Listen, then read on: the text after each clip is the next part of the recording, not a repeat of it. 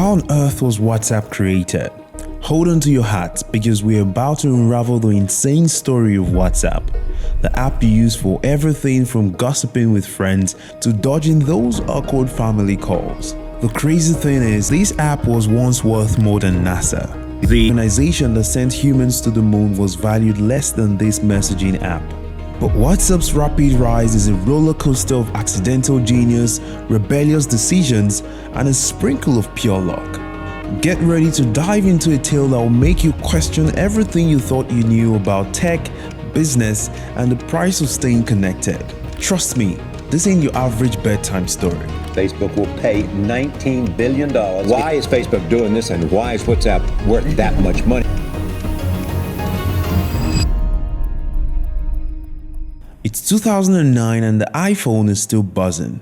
Facebook is just starting to blow up, and two guys, Brian Acton and Jan Koum, are feeling restless after leaving their jobs at Yahoo.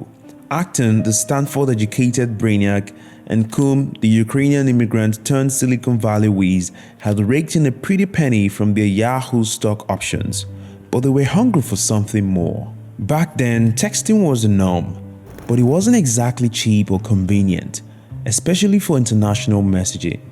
They envisioned a world where anyone, anywhere could chat with their friends and family for free, without those annoying carrier fees.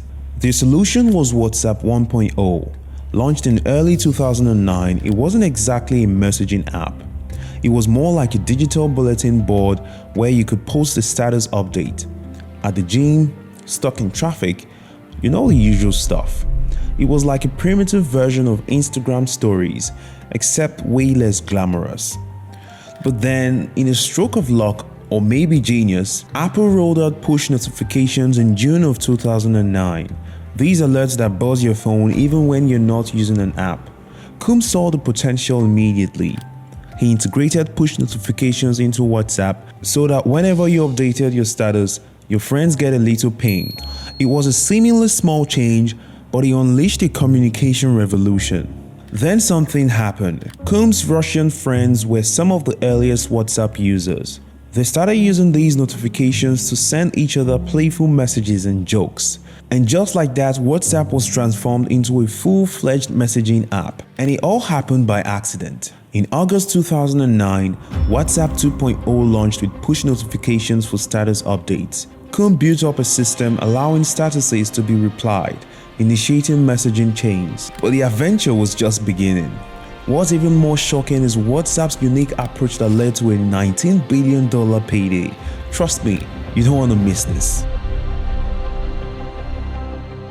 Okay, now things are about to get juicy. So WhatsApp 2.0 is out there gaining traction, but there's a tiny problem: money.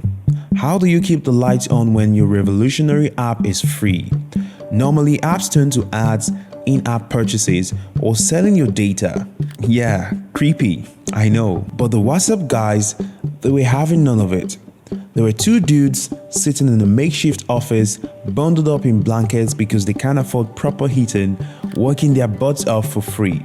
That's the reality of WhatsApp's early days. They had already left cushy jobs at Yahoo over disagreements about invasive advertising, so selling their souls to the ad machine was out of the question. They weren't keen on charging users either. Their whole mission was to make communication accessible to everyone for free. So what did they do? Well, for a while, they scraped by on that initial seed money from the Yahoo buddies, keeping costs as low as possible. But as WhatsApp's user base ballooned and new features were added like picture messaging, the need for more cash became undeniable. Servers don't pay for themselves, you know, so they rolled out a genius yet totally bizarre plan: a $1 annual subscription fee, but they barely enforced it. It was like a pay-if-you-want kind of deal. Surprisingly, this laid-back approach worked wonders. They weren't pushing away users with annoying payment reminders, and enough people paid up the dollar to keep the ship afloat. But let's be real, $1 a year wasn't exactly going to make them rich. So how did they go from scraping by to a $19 billion valuation? Well, that, my friends, is where the real magic happens. Facebook has bought the mobile messaging service WhatsApp For $19 billion. Pay attention because this is where the story gets really insane. By 2013, WhatsApp was an absolute juggernaut. Forget slow and steady growth. This thing was skyrocketing, adding 1 million new users every single day.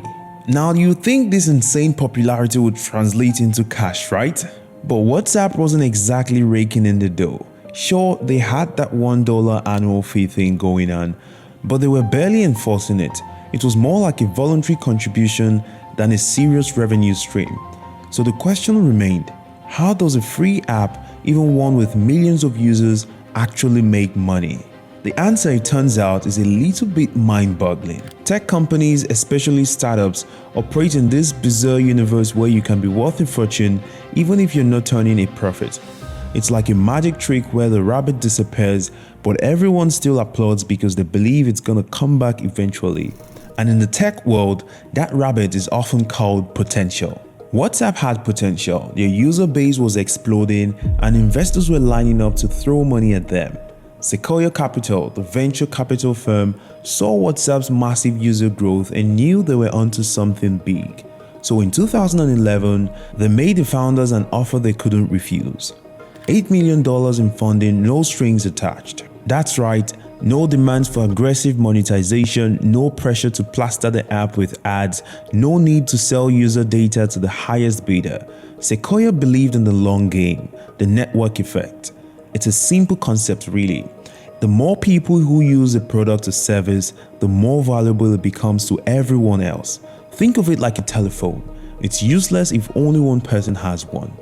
So WhatsApp doubled down on the user experience, pouring their newfound cash into making the app even better, faster, and more reliable. And guess what? The more awesome WhatsApp became, the more people told their friends and family about it. It was like a chain reaction, fueled by word-of-mouth marketing, that kept the user count soaring. This growth before profit strategy was a bold move, and it paid off big time. But it also raised a burning question. How long could this unsustainable model last? After all, you can't rely on investor handouts forever.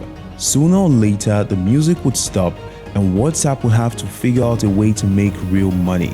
Or would they? In the next chapter, we'll uncover the shocking truth about WhatsApp's eventual fate and the $19 billion twist that sends shockwaves through the tech world. Stay tuned and subscribe because this story is far from over.